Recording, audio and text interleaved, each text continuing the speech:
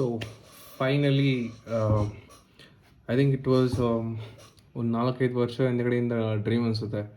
ಏನೋ ಒಂದು 3D printer ತೊಗೊಂಡೋದಲ್ಲಿ ಏನೇನೋ ಪ್ರಿಂಟ್ ಮಾಡಬೇಕು, ಏನಕ್ಕಾದ್ರೂ ಯೂಸ್ ಮಾಡಬೇಕು ಅನ್ನೋದು. ಇಟ್ ವಾಸ್ ಏನೋ ಅದು 3D ಪ್ರಿಂಟ್ ನೋಡೋದಕ್ಕೆ ಒಂಥರ ಮೆಸ್ಮರೈಸಿಂಗ್ ಆಗಿರುತ್ತೆ. Like you design it and you printed, ಅದು ನಿಮ್ಮ ಕೈಯಲ್ಲಿ ಬಂದ್ಬಿಡುತ್ತೆ. ಆ್ಯಂಡ್ ಮೆನಿ ಮೆಟೀರಿಯಲ್ಸ್ ಇರುತ್ತೆ, ಮೆಟೀರಿಯಲ್ಸಿಂದ you can create many stuff. So ಅದೊಂಥರ ಡ್ರೀಮ್ ಇತ್ತು ಅವಾಗ when I was going to college.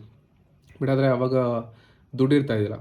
So I think after 5-6 years it's the right time to bring those that vibe back and get those things and do something with it.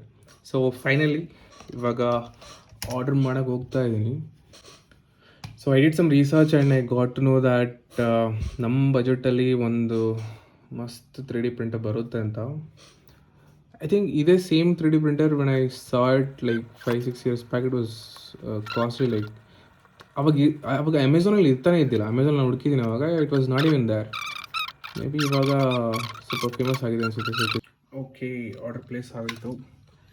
So let's see ನಾಳೆ ಬರುತ್ತೆ. ಬಂದಾಗ I will unpack it and ಅದನ್ನು assemble ಮಾಡಿ will try to create something. So ನನಗೂ ಗೊತ್ತಿಲ್ಲ ಏನು expect ಮಾಡಬೇಕು ಅಂತ. This is my first time. I have only videos ಮಾಡಿದ್ದೀನಿ ಅಷ್ಟೇ, ಲೈಕ್ ಅವತ್ತು ಯೂಸ್ ಮಾಡಿಲ್ಲ. ಸೊ ನೋಡೋಣ, ಆರ್ಡರ್ ಮಾಡಾಯಿತು, ನೋಡೋಣ ನಾಳೆ ಏನು ಬರುತ್ತೆ ಅಂತ. ಬಂದಮೇಲೆ ಅದನ್ನು ಆ್ಯಕ್ಚುಲಿ ಅಸೆಂಬಲ್ ಮಾಡಬೇಕು, that is a big task.